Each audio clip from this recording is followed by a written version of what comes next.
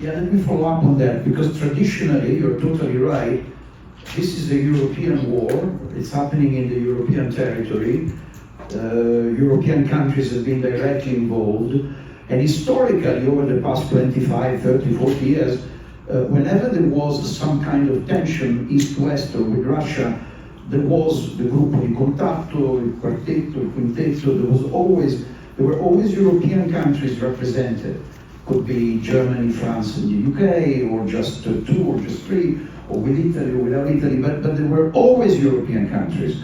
So what is your forecast? Will Europe be sitting down in the peace negotiations for Ukraine, or it will happen like Russia is pushing for, that Europe is out to also, push down Europe, to say, you don't count, I deal with the US and we decide what to do?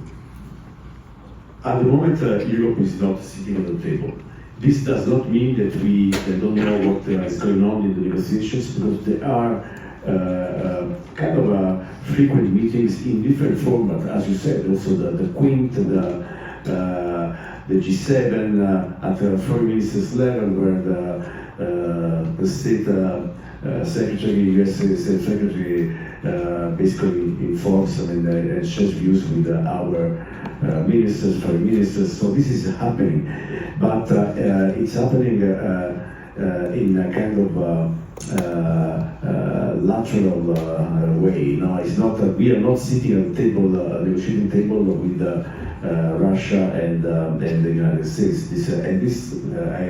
I hope will be corrected, because when the moment comes of finding an agreement, Europe has to be there, because we have been bearing the brunt of this war. We paid a higher cost than the United States. Just imagine what it costed us to rechange all our source of energies, import. Instead from Russia, it was cheaper. Now we have to change our sources of supply of energy, oil and gas, and this costed very much. Sanctions costed a lot our economy, and let's not forget also as I said, the military assistance that we provided. Even Italy, 11 packages of military assistance to Ukraine. So we had an important role, I would say, as important as the United States. And I think that I will not give also to Russia so much space and room, trying to sideline Europe, because it was actually Putin said, "I don't want to have Europe at the table," and why to accommodate Putin on that? I think it was not the right decision, honestly. Thank you. Paolo, you sit on the board of the Atlantic Council, which was founded and it's based on common values, transatlantic values. We just heard from the ambassador that over this vote on the Ukraine there was a transatlantic fracture, some kind of breakup. What is your opinion about this? And about 2 points actually, about Russia that wants to put down Europe by excluding it, but also about the values, because we've been building a common bridge around values that are now being questioned. And finally, what can the Atlantic Council do to strengthen the bridge, or a bridge that seems to be weakening? Thank you, Mario. So, first of all, we don't see any table at the moment. So, Europe is not seated because there is no seats, no table, so everything has to be built, be able to build that table in a very serious way. So there are dialogues between... The ambassador has a comment on this. We are negotiating, they are negotiating, in meetings in Saudi Arabia, so we are not there. We cannot hide this. No, of course, they are talking, and I think it is good they are talking. If we are not there, it is for us, I think, as Europe, a wake-up call. At the end of the day, if we are strong enough, at the end of the day, they cannot make any deal without Europe. So, we saw that for tariffs in the last 2 weeks, and it was like a tragedy, and now we have a back and forth scenario, and probably US is self-arting from the economic point of view. Let's see, I don't think we should decouple from the US. I don't think the US has the strength to decouple. It seems that it's not Europe that wants to decouple from the US, it's the US that wants to decouple from Europe. Probably. I don't know. No. We had the Nadia responding to that. I don't think so. And I think from what we heard from the ambassador, it was Europe that ended up trying to write a resolution that was talking about borders, about respecting the borders, etc. How strong our values are. So if we only need some presidential action to put everything at the stakes, I think probably they are not so strong. So I think again the Italian approach on this matter is very solid, and I refer to the Italian position, which is also having a lot of credit in the European Union. So let's say we discussed the Italian position and more pragmatism. And I think in this case, institutions like the Atlantic Council and others are playing a very positive role, and more room for discussion. And again, I don't think we are at the end of the world we knew. The world is changing. Something is good, something is not good at all. I don't think we should vote for one administration or the other, even if we are free to have our own opinion, especially if we don't vote. Mario, I know that this is a very tough moment, and we are also passionate on this matter. But I think we should cool off. This is the suggestion we are giving to this administration and even to ourselves, because at the end of the day, the idea to decouple from the US or to think that they are decoupling from us, embracing China, I think it would be a huge mistake. So I prefer to be stick with my values and with my alliances. And if my ally is doing something wrong, we should be patient, as they were with us many, many times. And please remember what we did as Europe when Russia invaded Crimea. So we were only, protesting against, the invasion of Crimea, and we did nothing. And I remember what the Obama administration said about Europe. It was a very nice phrase, you might remember. I don't think it was as harsh as what we hear today. But I say Nadia, hold on, Nadia has been very patient. I can see that she's not cooling off, and she's I don't need to ask her a question, because I know that she will have immediately a comment or a response. Then, because I have to leave very soon, 5 minutes. No, Nadia, you cannot leave in 5 minutes. Council, are you offended by what's happening here? No, I think that there is a philosophy in this administration, not only the administration, it goes beyond the administration and before the administration, and it will go out after the administration. That has to do with the impatience they have with the European Union. Remember that we have discussion every day in my department. The European Union here, from this country, is an experiment, a temporary experiment. That is a pillar in between the Soviet Union and the United States. Once the Cold War is no longer there, the Soviet Union for the United States is an impediment, is an obstacle more than a resource. Because since we don't have, the European Union doesn't have a sovereign power, it uses a strategy to become sovereign globally through market regulations.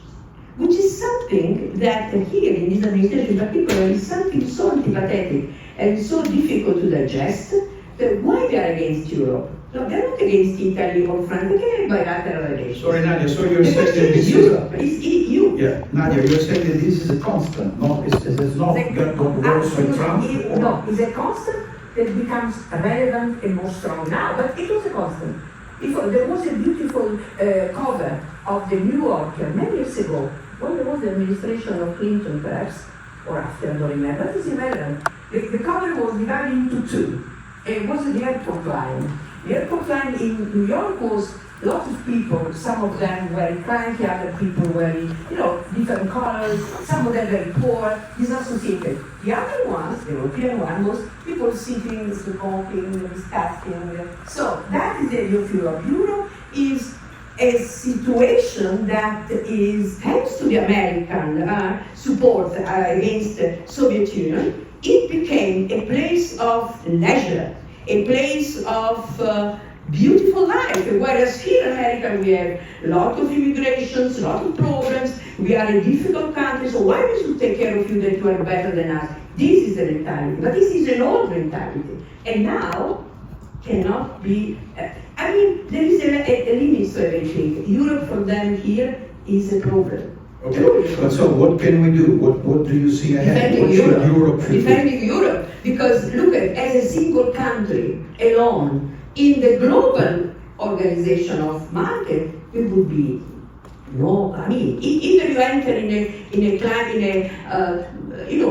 the shadow of big other countries, or you are powerless. So the European Union is a way of strengthening the sovereignty of the European states.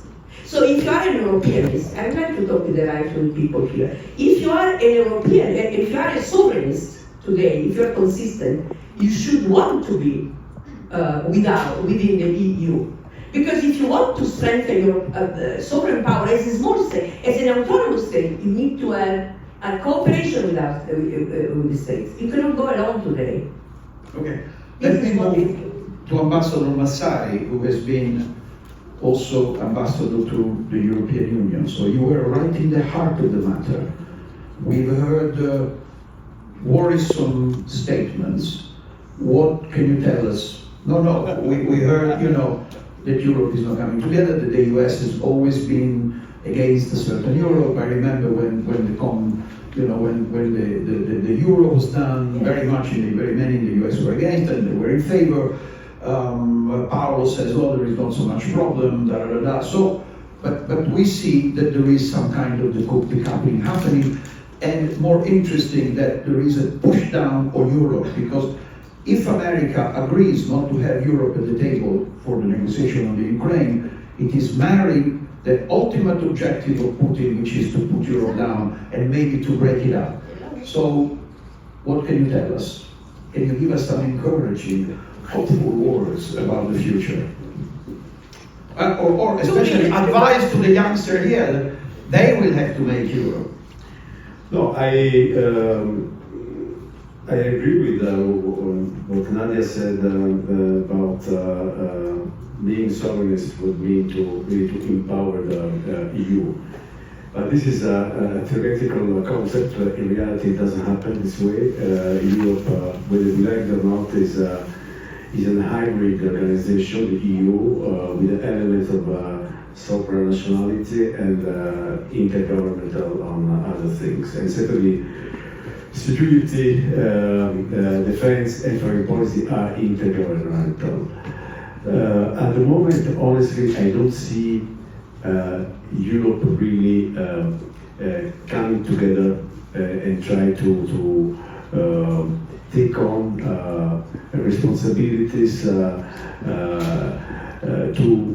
Hold on a second, Ambassador.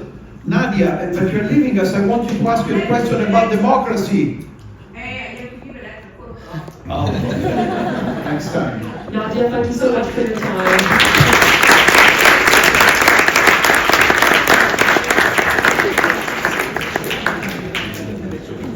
I wanted to say that I'm not too optimistic that Europe will really come up together and unify politically, also in foreign security and defense policy. The divergent views about Europe within the EU, also among the major member states. This is, of course, is going to weaken the weight of Europe in the world, because we will be kind of squeezed in the rivalry among the superpowers, US, China, and also upcoming India. So when there will be discussions on different global matters, conflicts, resolutions, and so on, you will have at the table tomorrow US, China, Russia, maybe India. What about Europe? Europe cannot really stay at the table. There's one point also that we have to underscore is that the organization of the EU is very confusing for outside actors. The famous question, what kind of telephone number I should call, has remained unanswered. We have a president of the commission, we have the high representative of foreign policy, we have the president of the European Council, president of the European Parliament, and then we have the member states with the leaders, very prominent leaders. So it's very confusing, the structure of the EU, but unless Europe put itself together, I'm afraid I don't see this happening. Of course, we will lose weight on the world stage in the years ahead. Let me follow up on this. We have the Prime Minister of Italy, the President of the Council of Ministers of Italy, Giorgia Meloni, about to come to the United States next week. She will meet on the 17th in the White House with President Trump. She will also discuss Europe. As far as we know, her idea for strengthening Europe is to move more towards a confederation rather than a federation.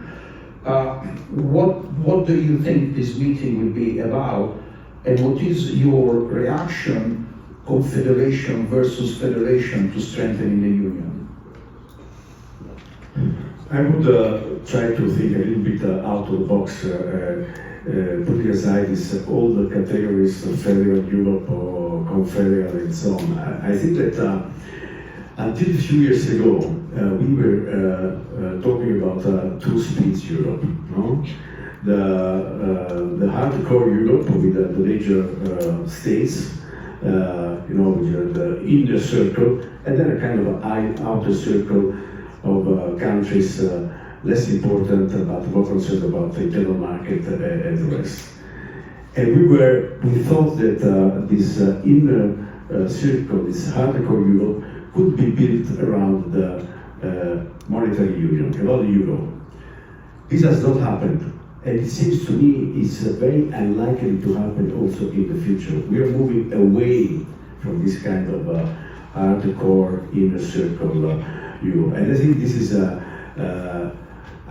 for the relative weight of Europe on the world stage compared to the other major powers. This is a limit that we are going to suffer the consequences in terms of having a say on many things in the world. So rather than talking about federation, confederation, we say we need this hardcore inner circle Europe of major states, but honestly, I don't see this happening. What the very positive proposal that our Prime Minister made to have this summit between the United States and the European Union, we have to see how this will be taken in Washington.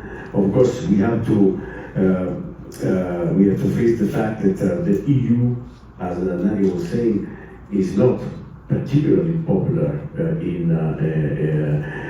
Washington. It's not only the fact of the Trump administration. I mean, it has never been that popular because of the complicated machinery, the hybrid nature. It's something that the Americans do not understand.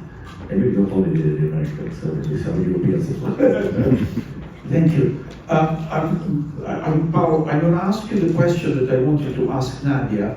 I'm not sure whether I will get the same response, but it will be interesting to hear it anyway. This talk was also about democracy and the role of democracy.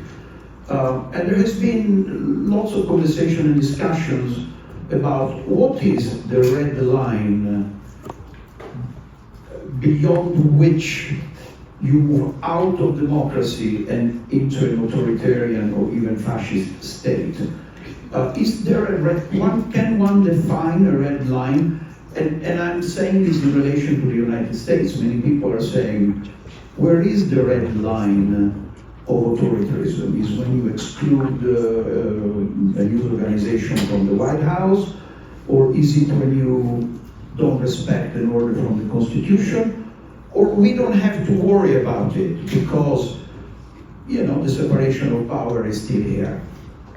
First of all, Trying to think about Nadia also, what she would say, so you can balance it. no, of course, no, but Nadia is fantastic, and I think it is important always to have this kind of exchange of views about what is happening, and I think no one has, just one response. So, but I remember when President Trump during his first term was attacking the Chancellor of Germany, Angela Merkel, saying, "Oh, you're wrong because you are energy dependent on Russia and trade dependent on China." And so it was very rude, and so the response of the Europeans was very tough. "Oh, President Trump, you're wrong. How you dare attacking Angela Merkel? She's our leader at the end of the day." But he was totally right. So I don't know if now President Trump is right or not. It's not my job to do it. But, Europe has real problems. So I do not suggest you to, agree with Trump. I suggest you to read the Draghi report. Because what Draghi said is exactly the point about our future as Europeans. And I think we should thank President Trump because of this wake-up call to Europe. Maybe we will be able to spend more on defense. And if we spend more on defense, it's not a gift to the US. It is a gift for our future. Because if any time Russia wants to attack Europe from the military point of view, we are weak. We have to rely to the United States. And of course, they will intervene. There is no doubt, even with President Trump. But we are not able to defend ourselves. So, back to your question. And the red lines. I think the red lines for our civilizations are the checks and balances. And so the Constitution, in the case of the US, the role of the Supreme Court. I hope we will not cross any red line here in Europe, of course, but I think that the public opinion is mature enough to say no to any attempt to be democracy. So at the end of the day, I do not believe in the value of a single leader. I do believe in our capacity to stand against whoever wants to cross the red line.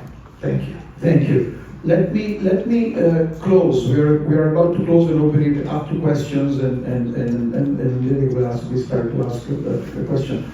But Paolo mentioned the defense. I'd like to hear from Ambassador Massari what is his assessment about creating a European common defense. Italy is sort of hedging. Others are more strong about it. I personally agree with Paolo. I think that would be an incredible opportunity for Europe to move together, not to buy more bullets, but to invest into technology and to finally advance. What is your opinion, Ambassador? I completely agree that this current context would be a great opportunity for Europe to develop defense capacity, high technology, and so on. The problem is whether or not Europe will be ready to seize it, I mean, to seize such an opportunity.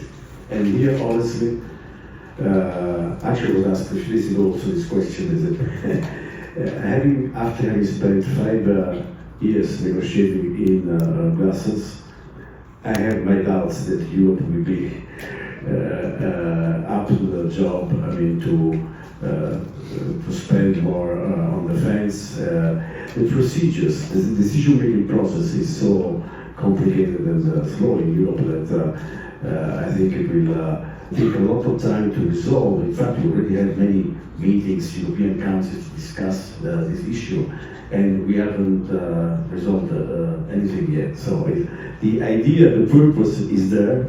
The Americans are telling us, please spend more, and if you want us to continue to be engaged in NATO, and they have a point, but we, Europe, we have to make a quick decision. I don't think that time is on our side. That's my impression. So I think we could go on and talk about these topics for 3 or 4 hours if it were up to me. This is my personal favorite panel of the weekend, and I hope it was the same for many people here. I know that we have more than 50 students in the room with us today that come from an UN conference, so not the United Nations, and I really want to give a student a chance to ask a question as any volunteers. Can I have a show of hands? Go for it. Can you hear me?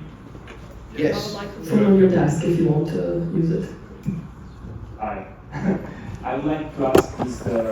Massaro about earlier when you mentioned that Palestine and Russia, you could feel was on the right side of fighting on the right side.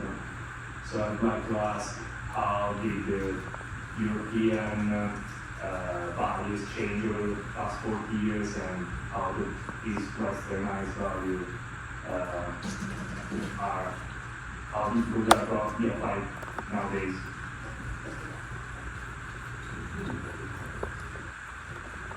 Thank you for this question. What I meant is that when you were there and you could feel it in Moscow, Soviet Union, the world was bipolar,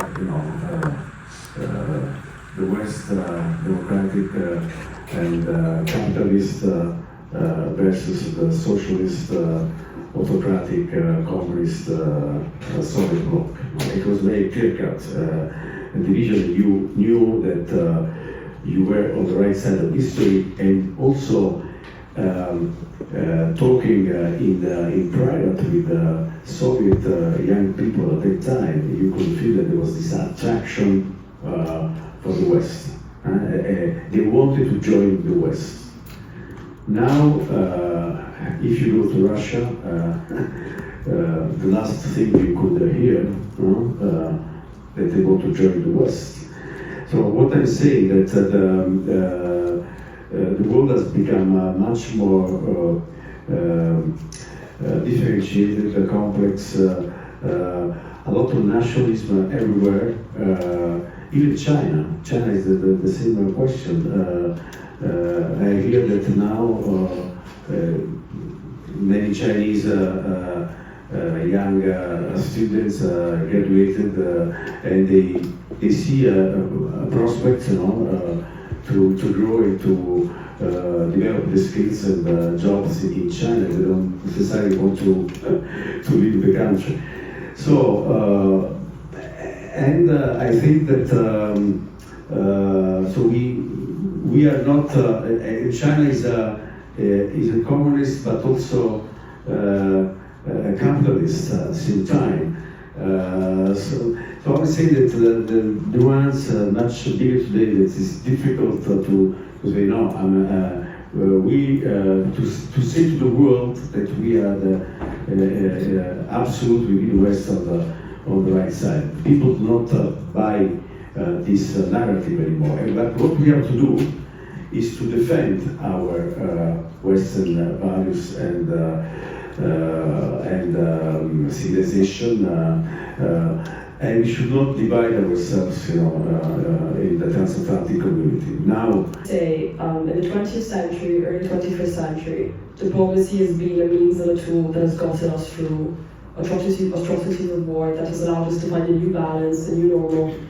Will diplomacy be the solution now? And let's try to end on an uplifting note to inspire the people here with us today that are maybe very interested in having a future in diplomacy. And just a few words to close. This is a question for the panel. For anyone who wants to talk, exactly. When it comes to diplomacy, you're first. I think diplomacy is the solution. Definitely is actually, I would argue that the reason why, by the way, we have the highest number of conferences in the world since the end of Cold War, just to give you an idea. And I think that the reason why we have so many conflicts unresolved is because we don't have sufficient diplomacy. So we need more diplomacy, less diplomacy. And I think actually my recommendation appeal to you, engage in international affairs, to try to be curious and to understand the world in all different regions and continents, and if you have an aspiration to join the diplomatic service, whether at the national level or the European level or the UN, whatever, I think it's a good choice that will give you a lot of satisfaction for your future. Thank you. If I may say something, I think I want to say something, then Paolo, so we finish. I think that the diplomacy is key today, and we're seeing this within the context of what's going on with the tariffs. Diplomacy, being a diplomat, means being a professional, being someone that knows intimately technical aspects of many issues that are being debated worldwide. And because we go according to the rule of law, that means that you need to know what the rule of law is and have references and move very well in this intricate war. Politicians, unfortunately, very often do not have that privilege, and they rely on diplomatic corps to do the work for them. So diplomacy is key. Had more diplomacy been used in this current tension on the tariff, I think we would be in a different position. Markets would be less scared, bonds would be less weakened, and we would all be a little bit more calm if we handed to the professionals and to the diplomats, therefore, the negotiating part that is key to reach a result. I close on this. I remember, I covered the White House for many, many years, and the rule of the game was always that the president would never intervene on a first-hand basis before either his minister or diplomats or technical experts had negotiated some kind of agreement. At that point, there was, the need to give a final push to reach an agreement. Then the president would intervene and do that. And why? Because it was important to keep the credibility of the presidency, not just of the president, intact, to have that successful final push. Today is not happening, and I worry a little bit. I wish that President Trump, rather than always being the first one to say, we do this, we do that, and threaten here and there, would rely a little bit more on his experts and let them do the work and then come with a project that would be able to then do in an agreement with other countries. So diplomacy is key. Mario, I would love to be hired by President Trump too, but until that moment, let me say that we have a future, guys.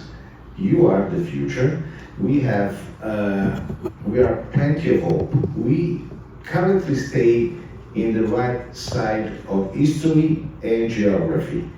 And we are discussing here about red lines. The other side of the world, there are no red lines, there are no lines. There is, probably they use the capitalist tools, but the level of surveillance, it is unthinkable. So we are good. we are in the right way, in the right spot, and we can even have the privilege to disagree with our colleague US or Europe. So this is a privilege our parents or grandparents fought for, so we need to respect them with the awareness that we are still, very well shaped. And so that's the first thing. The second one about diplomacy. Please remember, diplomacy is a very special art, and we have great artists like Ambassador Massari and many others. But diplomacy, it is something we can, run even from corporations. So we have the corporate diplomacy. We have a lot of ways to serve our countries and to serve our ideas and principles. So be committed, because we can really shape the future, and you can for sure, more than us. We already did it. Yeah, I see that there is a last question. Can we fit the last question? No? She said. Quickly, come on. No, it just on the red line. It just on the red line. Is that we are at Columbia University. We're talking about red lines. There have been students arrested, and there is been arrested. There are people. Sorry.